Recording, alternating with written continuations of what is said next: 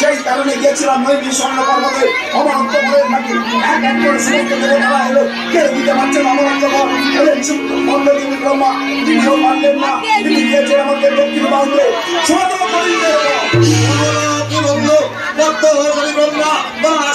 সন্তুষ্ট হয়ে তোমার সম্মুখে উপস্থিত হয়ে তোমার দক্ষিণ বাহু জুড়ে দিয়েছে শত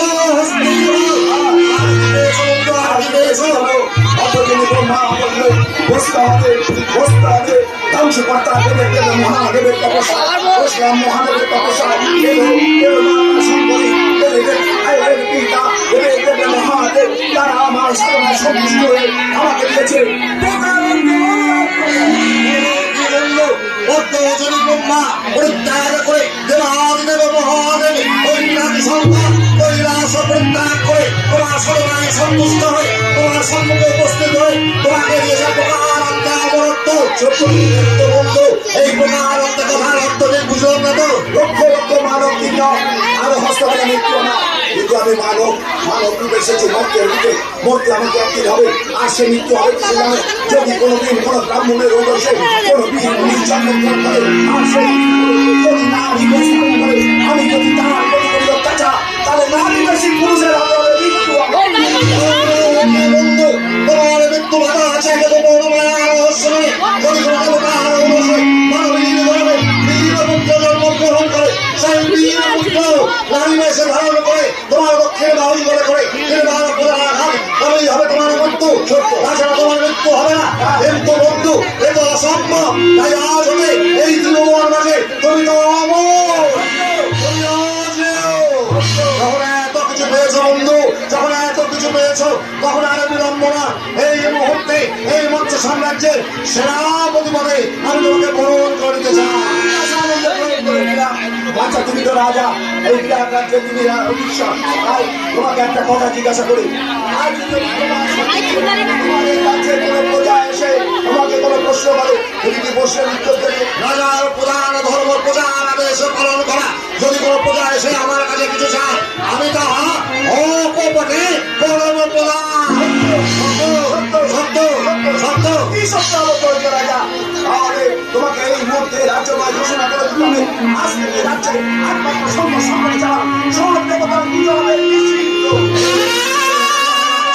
কিছুতেই হতে পারে না প্রজাদের গৃহে যা দেবতা আছে প্রজারা তার পূজা করবে আমি তাদের পূজায় হস্তক্ষেপ করতে পারবো না যদি প্রয়োজন হয় নিয়ে নাও আমার রাজ সিংহাসন যদি প্রয়োজন হয় নিয়ে নাও আমার রাজ মুকুট যদি প্রয়োজন হয় নিয়ে নাও আমার রাজ অলঙ্কার প্রয়োজন যদি হয় নিয়ে নাও আমার এই মৎস্য সাম্রাজ্য তথাপি তোমার এই আদেশ পূর্ণ করতে আমি অপারগ সিংহাসন তোমার রাজ মুকুট তোমার এই অলঙ্কার তোমার এই মৎস্য নগর আমার কোনো প্রয়োজন নেই আমি চাই তারা যদি দিতে পারো ভালো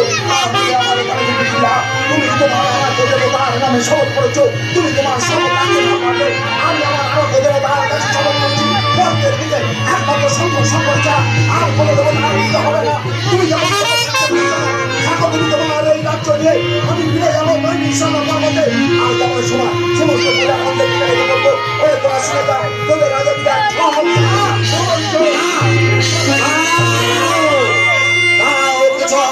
এই মহারাজা বিরাট ঠক নয় এই মহারাজা বিরাট প্রবঞ্চক নয় এই মহারাজা বিরাট মিথ্যাবাদীও নয় তোমার আদেশ আমি পূর্ণ করবো এই মুহূর্তে ঘোষণা করতে রেখে এই রাজ্যময় ঘোষণা করে দেবো তার প্রবাদের পূর্বে যার ঘরে যা ইষ্ট দেবতা আছে সব ওই নদীতে দিয়ে বিসর্জন একমাত্র তোমার আরাধ্য দেবতা শঙ্কর ছাড়া অন্য কোনো দেব দেবীর পূজা এই মৎস্য সাম্রাজ্যের বুকে নিষিদ্ধ আর যদি কেউ এই আদেশ অমান্য করে তাহলে কেউ আমার আদেশ অমান্য করে ওই দেখা যায় শ্মশান ওই শ্মশানে হবে তার জীবন্ত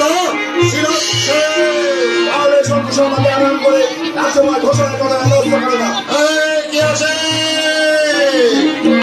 শঙ্কুশালাকে পাঠিয়ে ঘোষণা শঙ্কুশালা এই মুহূর্তে রাজসভায় কি আনন্দ, আরে কি আনন্দ ধরা যায় না। আরে শুনলাম নাকি আমাদের ছোট রাজা কৃষক প্রধান পদে প্রবেশ করেছে, তাই রন্ধন চালাই পঞ্চম ইঞ্জন করে রন্ধনে হাঁটাহাঁটি করছিলাম রানীমার সাথে। এই হচ্ছে স্বয়ং কৃষক প্রধান রাজ সালক কৃষক।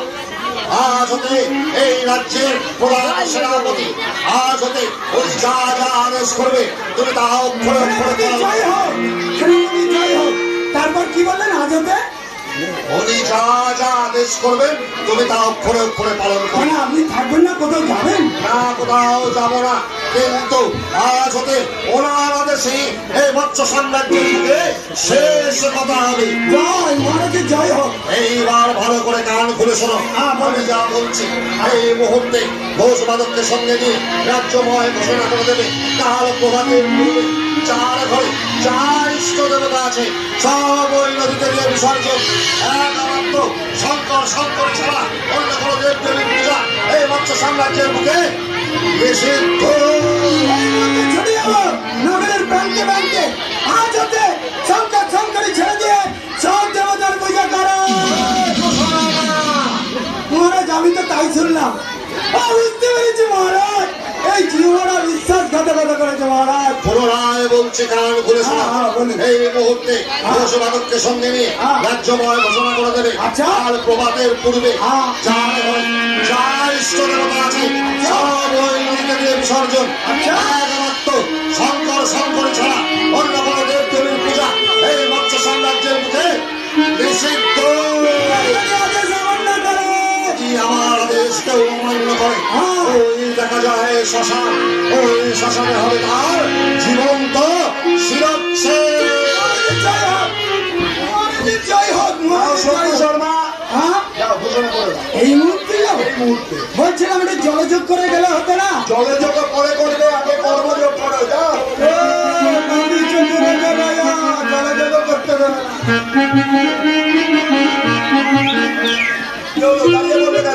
বলছিলাম একটা কথা ছিল। কি কথা?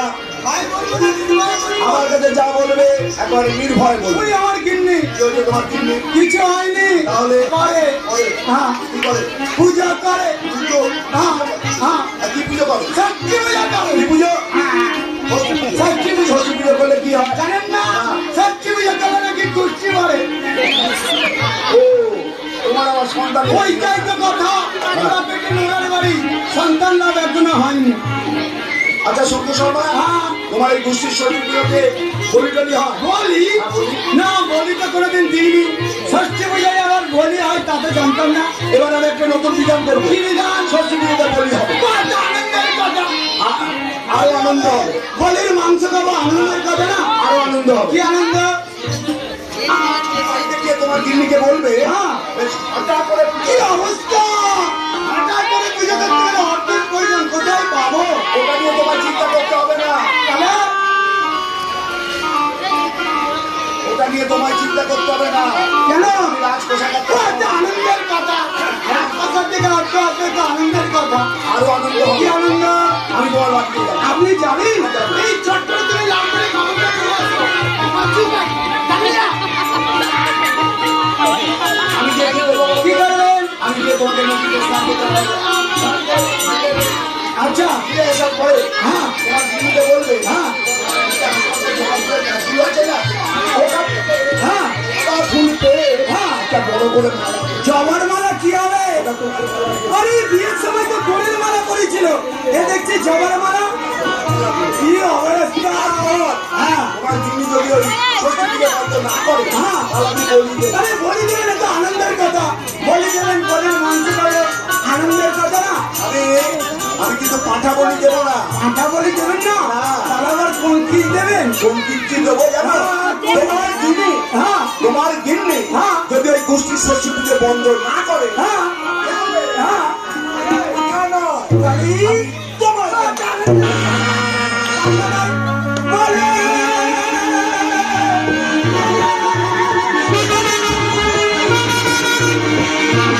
আজকে আমাদের এই ভিডিওটা শুধু এই পর্যন্ত। এরপরে আরো আমাদের অনেক ব্লগ আসবে নতুন নতুন। তো আশা করি আপনারা ভালো থাকবেন, সুস্থ থাকবেন। Bye bye. Bye bye bye bye.